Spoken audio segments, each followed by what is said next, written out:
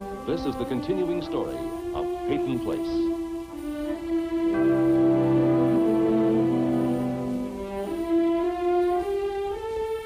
Starring Dorothy Malone as Constance Mackenzie, Ed Nelson as Michael Rossi, Ryan O'Neill as Rodney Harrington, Barbara Parkins as Betty Anderson, Tim O'Connor as Elliot Carson, Christopher Connolly as Norman Harrington, Patricia Morrow as Rita Harrington.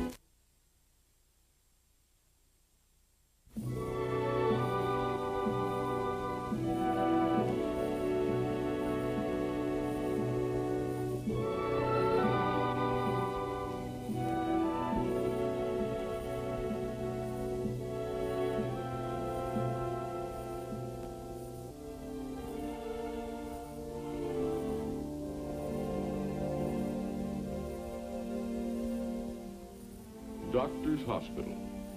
A routine night. A few patients have been admitted. And among those admitted, Allison Mackenzie. Reason for admittance, severe emotional withdrawal. Comments, check patient every 2 hours. But tonight, every 2 hours isn't enough. Allison Mackenzie is gone. The discovery was made by Miss Choate, and there are desperate efforts to inform Dr. Michael Rossi.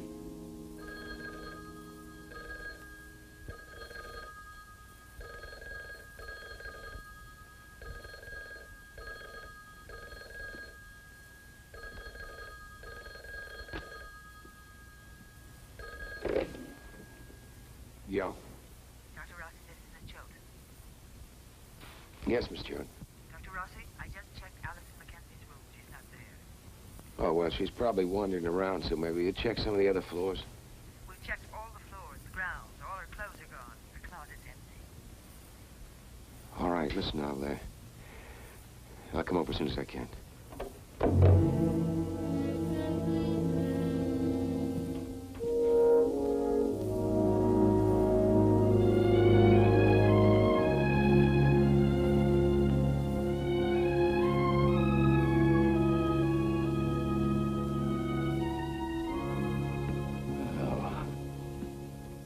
I thought you were asleep.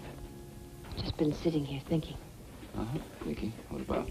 Oh, remembering a few things. What things? When Allison was in the 2nd grade, I think it was. One of the teachers at the school died. I think it was the first time Allison was aware of death. I came up here a few days later, and she was sitting at her little desk, intent on writing something. I asked her what it was, and she said she was making out a will. I asked her if she thought that was absolutely necessary. She said, "Oh, yes, Mother, I think it is." She said, "I'm leaving you most of my things, but I wanted Mrs. Gregson to have my ballet shoes." Mrs. Gregson, who was that? She's a woman that came in about once a week to help me clean. She was an enormous woman, easily 6 feet tall and very plain. I asked her how she decided on that, and she said, well, she didn't think that Mrs. Gregson had ever had any ballet shoes, and it wasn't something she'd go out and buy herself. How old was she then? About 7. She was an amazing child. She sent so many things. You want to see something? I haven't been able to find it since I've been back. It's the one that I had in prison. Look. Oh, I can't believe it. Look at my hair. That's a la mode, my dear. Look at Alice. Oh, she was much prettier than that. I know that. Well, that grinning little infant was mine. That's really all I ever cared about anyway. We were up in New York. That was in Riverside Park. I think I had a policeman take it.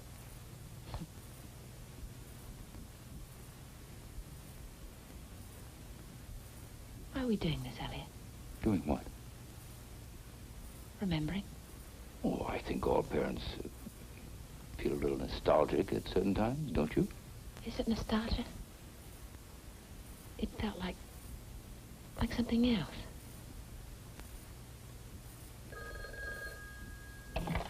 Hello? Hello, Connie. Mike, what is it? It's Allison. She left the hospital. I knew it. Connie? What is it, Mike? What happened? Elliot, I don't have any details yet, but... Sometime in the last couple of hours, Allison left the hospital. Left? What do you mean she left? Well, it's hard to say what happened, but I'll give you a report as soon as I find out anything. Now, she couldn't have gone far. Now, wait a minute, Mike. Was she alone? Well, how did she get out, anyway? As soon as I find out anything, I'll report you. Okay, Mike. Thanks. Connie, I'm going to the hospital to see if I can find out anything.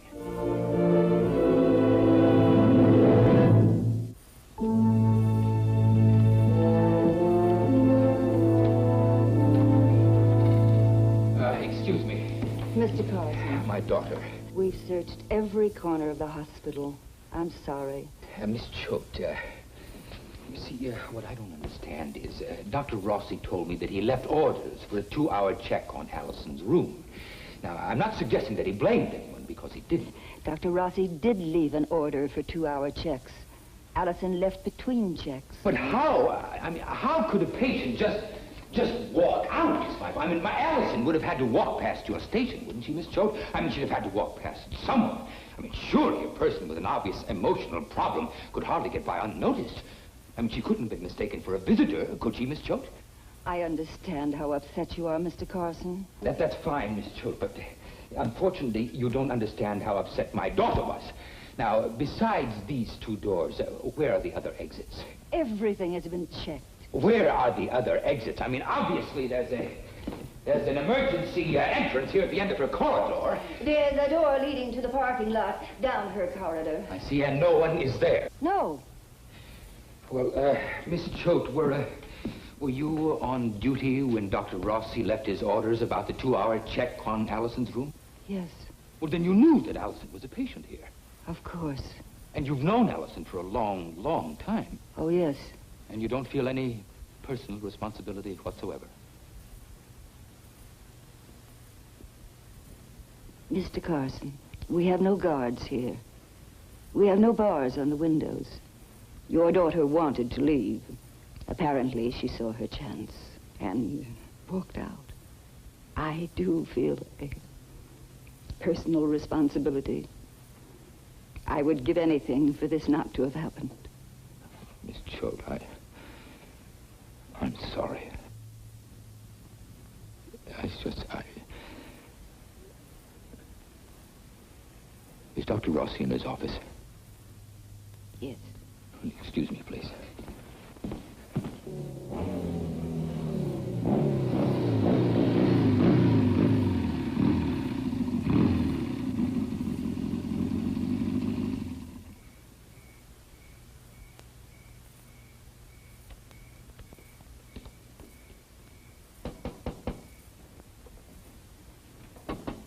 Who is it?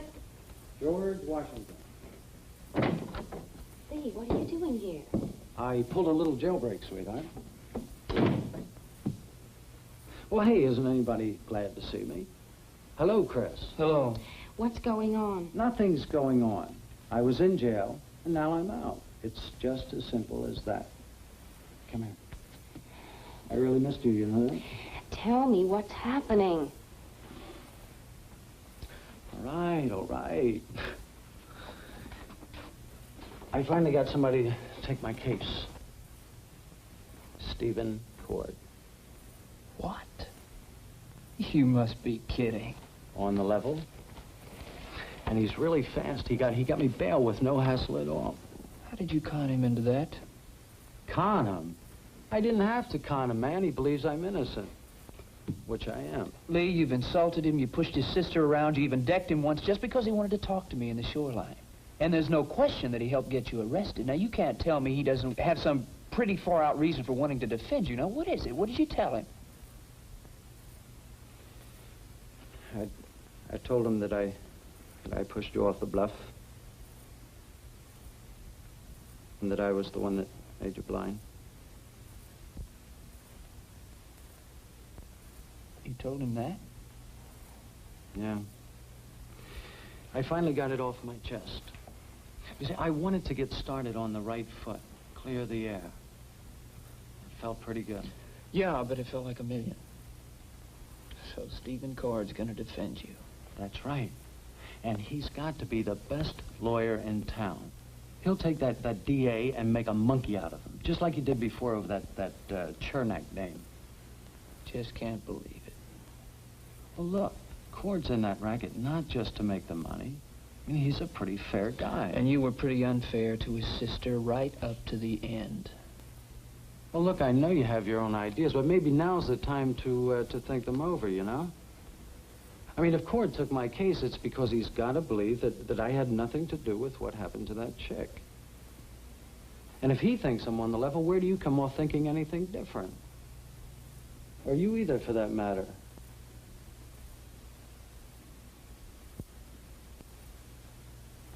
Hey, come on. What kind of a homecoming is this? Let's have a drink. Got anything in the house to drink, sweetheart? We're out. Well, then let's go right down to Ada Jack's. Man, she's never out.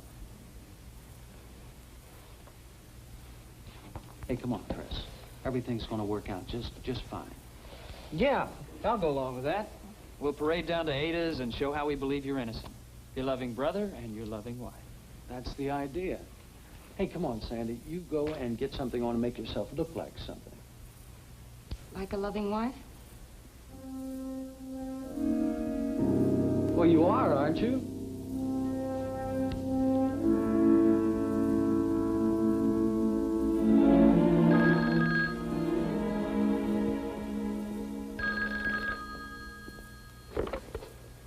Hello? Hello, Rodney? Have you seen Allison? Well, no, not since last night. What time did you see her last night? Well, around dinner time. Why? Did anything happen to upset her? I mean, how was she? When you left her. Rod, this is important. Well, a lot happened. What specifically? Hey, look, that's a little rough on the phone. What do you mean? Well, I asked her to marry me. Yeah? And she turned me down. You remember what she said, the exact words? Yeah, she said that I really didn't love her, that I only felt sorry for her. She said that's okay because I feel sorry for you, too. Do you know we found her on the bluff this afternoon? No. Well, because of it, I decided to put her in the hospital. Just for rest and observation. Well, isn't she there now? No, she disappeared. What do you mean she's disappeared? You just let her walk out? Rod, listen to me. I'll find her. Call me. If you do.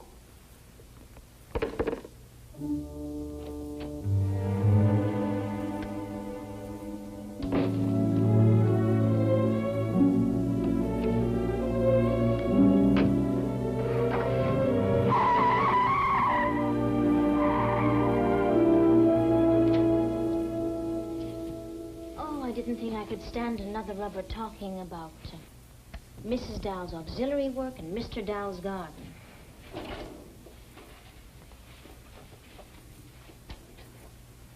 Now, will you please tell me why you took Lee's case?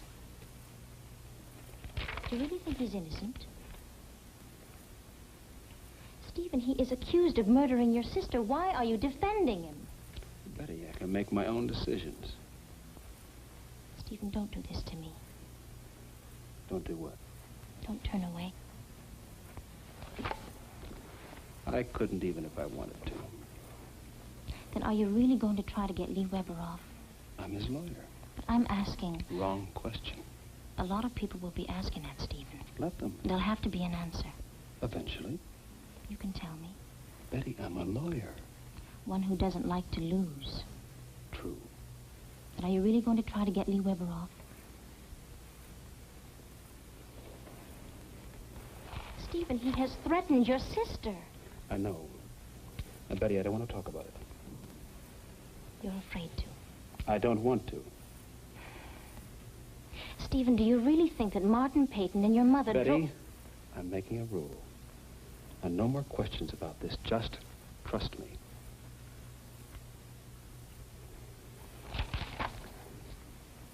Look, if you learn to love me, you can learn to trust me. Now, it's a lovely, warm evening. Let's just